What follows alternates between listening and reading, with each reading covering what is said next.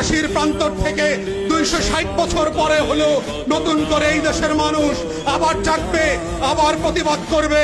যদি মনে করে থাকেন পুলিশের গাড়ি দিয়ে, ভেহিকেল দিয়ে, কানন দিয়ে, র্যাবের গুম খুনের ইতিহাস জমা করে, পিডিআর দিয়ে, সেনাবাহিনী দিয়ে বাংলাদেশের 20 কোটি মানুষের স্বাধীনতার সম্ভাবনা আকাঙ্ক্ষাকে হত্যা করবেন, বোকার স্বর্গে বাস করছেন, বাংলাদেশের মানুষকে চেনেন নাই। তারা নতুন করে যখন জাগবে, আওয়ামী লীগের কাফন কেনার টাকা পাওয়া যাবে না, কবর দেওয়ার মাটি পাওয়া যাবে না। সেই দিন আসতেছে, সেই দিনের প্রস্তুতি নেন।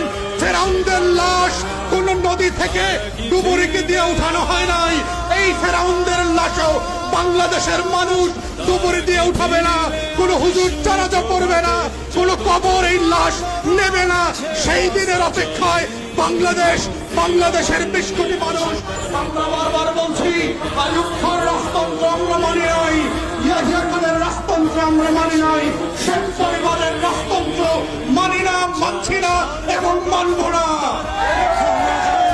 ছেলে মেয়েরা যখন কোটার বিরুদ্ধে পাবলিক বিশ্ববিদ্যালয়গুলোতে আন্দোলন করছে, তখন আজকে মাত্র আমরা দেখলাম বরিশালে, কুমিল্লাতে, চট্টগ্রামে, ইভেন শাহবাগে আজকে পুলিশের সাজোয়া গান দিয়ে আমার দেশের তরুণ তরুণী শিক্ষার্থীদের উপরে গুলিবর্ষণ করা হচ্ছে, লাঠিচার্জ করা হচ্ছে। এটা পাঞ্জাবের আমল না, পাকিস্তানিদের হাতে আমরা বন্দী না, এটা 190 বছরের জমিদারি শাসন না।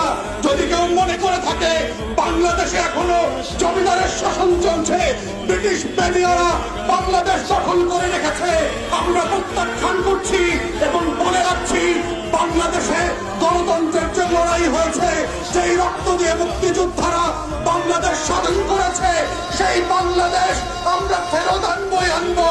কোটা থাকবে না, ইদার শেখ পরিবার হাসিনা থাকবে, না হয় বাংলাদেশের 20 কোটি মানুষ থাকবে, কোটা থাকতে পারবে